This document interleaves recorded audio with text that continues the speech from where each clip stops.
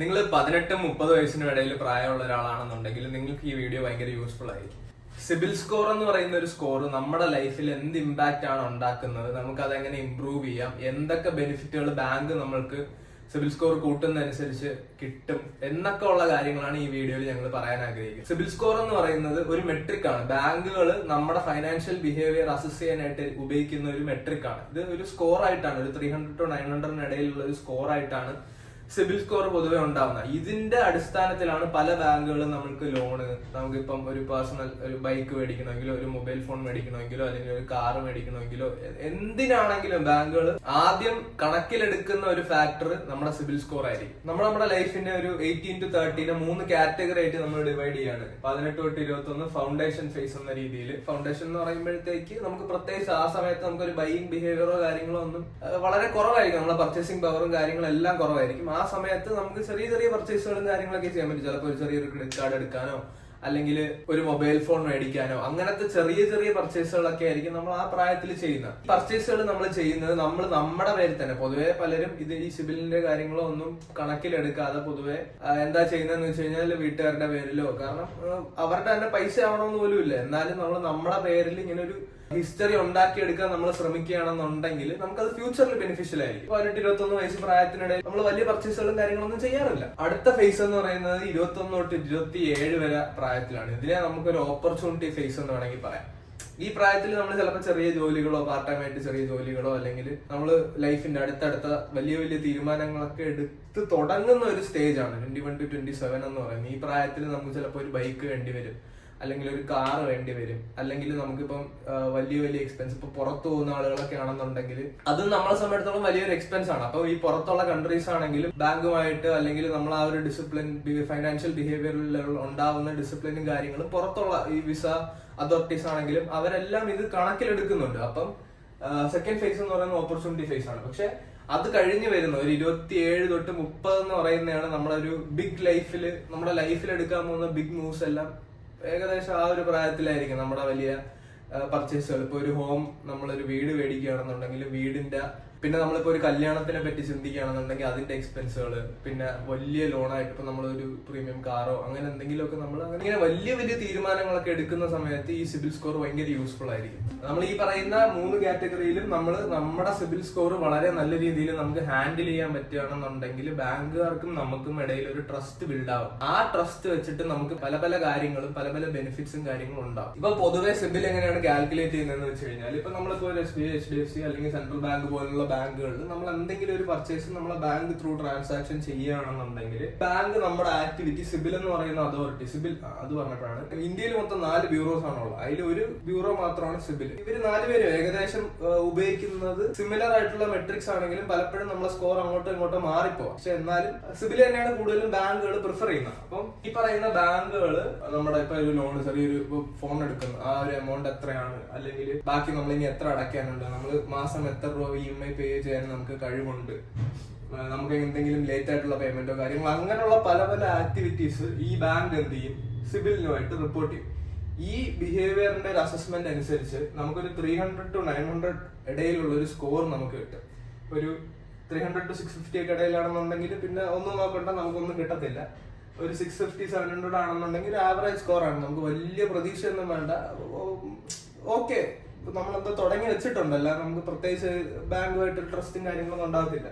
ഇനി 700 to 750 എന്ന് പറയുന്നത് പൊതുവേ നല്ലൊരു സ്കോറാണ്. പക്ഷെ എന്ന് കരുതി നമുക്ക് വലിയ വലിയ ബെനിഫിറ്റുകളൊന്നും കിട്ടത്തില്ല.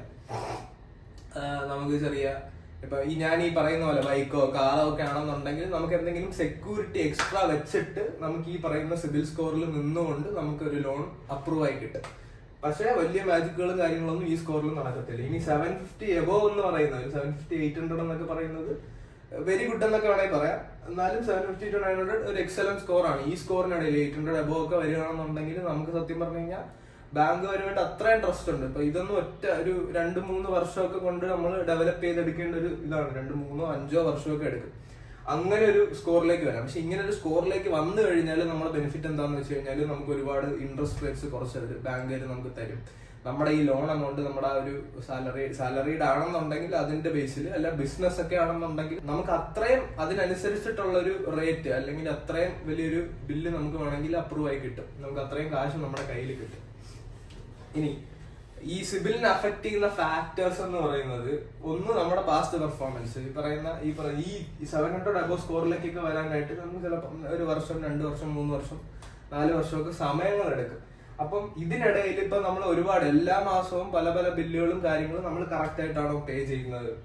പിന്നെ നമ്മുടെ ക്രെഡിറ്റ് മിക്സ് കൊണ്ട് ഉദ്ദേശിക്കുന്നത് ഇപ്പം ചിലപ്പോൾ ചില ആളുകൾക്ക് ഫോണിന്റെ ഒരു EMI കാണും, ലാപ്ടോപ്പിന്റെ കാണും, ബൈക്കിന്റെ കാണും, കാറിന്റെ കാണും, അങ്ങനെ അല്ലെങ്കിൽ ഇപ്പം ഗോൾഡ് കൊണ്ട് വല്ല പണയം വെച്ചോ അങ്ങനെ എന്തെങ്കിലും വെച്ചിട്ട് അതിന്റെ ഒരു ബില്ലും കാര്യങ്ങളും കാണും. അപ്പൊ ഇതെല്ലാം ക്രെഡിറ്റ് മിക്സിൽ വരുന്നതാണ്. പല പല കാര്യങ്ങൾ നമ്മൾ എങ്ങനെയാണ് യൂട്ടിലൈസ് ചെയ്യുന്നത്. ഇപ്പം ഒരാൾക്ക് ഒരു ക്രെഡിറ്റ് ലിമിറ്റ് 90,000 അങ്ങനെ ഒരു ക്രെഡിറ്റ് ലിമിറ്റ് ഉണ്ടെന്നുണ്ടെങ്കിൽ നമുക്കൊരു ആവറേജ് അല്ലെങ്കിൽ നല്ലൊരു ക്രെഡിറ്റ് യൂസേജ് എന്ന് പറയുന്ന 40 to 50% എന്ന് വെച്ചാൽ പകുതി എമൗണ്ട് നമ്മൾ കറക്റ്റ് യൂസ് ചെയ്യണമെന്നുണ്ടെങ്കിൽ അത് നല്ലതാണ്. ഇപ്പം മൊത്തം ഉപയോഗിച്ചെന്ന് പറഞ്ഞാൽ നമുക്ക് വലിയ കാര്യമൊന്നും വരത്തില്ല, അത് അടച്ചു തീർത്താൽ മതി. പക്ഷെ എന്നാലും ഇവര് സിബിലും കാര്യങ്ങളും അവര് പറയുന്നത് ഒരു 30 to 40, 50 ആ റേഞ്ചിൽ നിൽക്കുകയാണെന്നുണ്ടെങ്കിൽ നമുക്ക് ആ സിബിൽ സ്കോർ ഹാൻഡിൽ ചെയ്യാൻ പറ്റും നന്നായിട്ട്.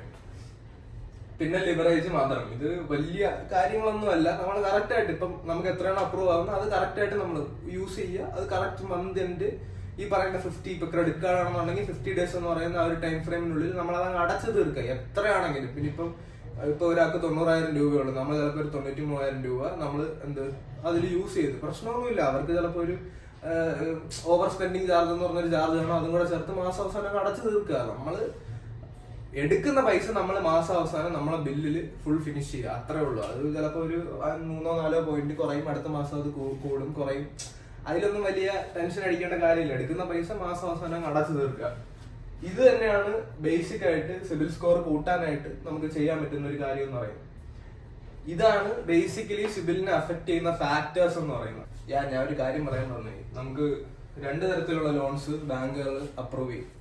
ഒന്നെന്ന് പറയുന്നത് സെക്യൂർഡ്, രണ്ടെന്ന് പറയുന്നത് അൺസെക്യൂർഡ് ലോൺസ്. സെക്യൂർഡ് ലോൺസ് എന്ന് പറയുന്നത് ഈ ഹോം അല്ലെങ്കിൽ പ്രോപ്പർട്ടി ലോണ് അല്ലെങ്കിൽ ഗോൾഡ്. നമുക്ക് ഈ ലോണുകൾ അപ്രൂവ് ആവുന്നത് പൈസ കാശായിട്ട് കയ്യിൽ നമുക്ക് കിട്ടുന്നത് പലപ്പോഴും ഇങ്ങനത്തെ സാധനങ്ങൾ നമ്മൾ പ്ലഡ്ജ് ചെയ്യുമ്പോഴാണ്.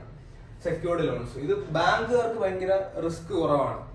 ഇനി അൺസെക്യൂർഡ് എന്ന് പറയുന്ന ക്രെഡിറ്റ് കാർഡ്, പേഴ്സണൽ ലോൺ, അങ്ങനത്തെ ലോണുകൾ നമുക്ക് അപ്രൂവ് ആവാൻ ഒന്ന് നമുക്ക് നല്ല സ്കോർ വേണം, 2 ഇത് ബാങ്കുകാർക്ക് നല്ല റിസ്ക് ആണ്. അപ്പൊ നമുക്ക് നല്ലൊരു ക്രെഡിറ്റ് ഹിസ്റ്ററി ഉണ്ടെങ്കിൽ അതിനനുസരിച്ചിട്ടുള്ള ലോണുകൾ നമുക്ക് കിട്ടത്തുള്ളൂ. ചിലപ്പം ഇത് കുറവാണെന്നുണ്ടെങ്കിൽ നമുക്കൊന്നും കിട്ടണമെന്നില്ല. ഈ നമുക്ക് നല്ലൊരു സിബിൽ സ്കോർ വെക്കുകയാണെങ്കിൽ നമ്മുടെ ബെനിഫിറ്റ് എന്തൊക്കെയാണെന്ന് ചോദിച്ചു കഴിഞ്ഞാൽ, ഒന്ന് നമുക്ക് ബാങ്കുകളിൽ നിന്ന് ഫാസ്റ്റർ ആയിട്ട് ഇപ്പൊ നമുക്ക് എന്തെങ്കിലും ഒരു പെട്ടെന്നൊരു എമർജൻസി വരുന്നു, നമുക്ക് കാശ് കാര്യങ്ങൾ പെട്ടെന്ന് എടുക്കാൻ പറ്റും. ബാങ്കിൽ നിന്ന് അപ്രൂവൽ കിട്ടാൻ കുറച്ച് എളുപ്പമായിരിക്കും. രണ്ടാമത്തെ എന്ന് പറയുന്നത് ഭയങ്കര ലോവർ ആയിട്ടുള്ള ഇൻട്രസ്റ്റ് റേറ്റും കാര്യങ്ങളും നമുക്ക് കിട്ടും. പിന്നെ എപ്പോഴും ഒരു 750 അബോവ് സ്കോർ നമുക്ക് കീപ്പ് ചെയ്യാൻ പറ്റുകയാണെന്നുണ്ടെങ്കിൽ ബാങ്കുകാർക്ക് നമ്മളെ ഭയങ്കര ട്രസ്റ്റ് ആയിരിക്കും. അവര് തന്നെ ചുമ്മാണെന്ന് വിളിക്കും, സാർ ലോൺ വേണോ, ഇങ്ങനെ നമുക്ക് ഇത്ര ഇൻട്രസ്റ്റ് കുറച്ച് കിട്ടും, നമുക്ക് ഇപ്പൊ ഒരു ഓഫർ ഉണ്ട്, അതാണ് ഇതാണ്. ക്രെഡിറ്റ് കാർഡുകളാണെങ്കിലും നമുക്കിപ്പം ഒരു 1-2 കാർഡ് ഉണ്ടെങ്കിൽ പോലും അവർ പിന്നെയും കിടന്ന് വിളിക്കും. നമുക്ക് നല്ലൊരു ക്രെഡിറ്റ് ഹിസ്റ്ററി ഉണ്ടെന്നുണ്ടെങ്കിൽ അവർ ഇങ്ങോട്ട് വിളിക്കും, സാർ ഒരു 1 ലക്ഷത്തിന്റെ കാർഡ് അപ്രൂവ് ആയിട്ടുണ്ട്, സാർ എടുക്കുന്നുണ്ടോ, ഫ്രീ ആണ്. പിന്നെ ലൈഫ് ടൈം ഫ്രീ കാർഡുകളൊക്കെ നമുക്ക് ചുമ്മാ ബാങ്കുകാർ തന്നെ നമുക്ക് ഫ്രീ ആയിട്ട് ഓഫർ ചെയ്യും. നമ്മൾ നല്ല രീതിയിൽ നമ്മുടെ ഒരു ക്രെഡിറ്റ് യൂട്ടിലൈസേഷൻ അല്ലെങ്കിൽ ഫിനാൻസും കാര്യങ്ങളും നമ്മൾ പ്രോപ്പറായിട്ട് ഹാൻഡിൽ ചെയ്യണമെന്നുണ്ടെങ്കിൽ അവർ തന്നെ നമുക്ക് ഇങ്ങനത്തെ ഓഫേഴ്സും കാര്യങ്ങളും തരും. ഇതിൽ വലിയ കാര്യങ്ങളൊന്നുമില്ല. ഓർത്തിരിക്കേണ്ട കാര്യം എന്ന് പറയുന്നത് നമുക്ക് എപ്പോഴും നമ്മുടെ സ്കോർ ഒരു 700-750 അബോവ് നമുക്ക് കീപ്പ് ചെയ്യുക എന്നുള്ളതാണ് ഏറ്റവും കൂടുതൽ സ്കോർ കീപ്പ് ചെയ്യുന്നതായിരിക്കും ഏറ്റവും നല്ലത്. പിന്നെ ഒരുപാട് ടെൻഷൻ ഒന്നും അടിക്കണ്ട, എല്ലാ മാസവും ഇങ്ങനെ സ്കോർ മാറിക്കൊണ്ടിരിക്കും. എടുക്കുന്ന കാശ് കറക്റ്റ് തിരിച്ചയക്കുക, അത്രേ ഉള്ളൂ. Fix your mind.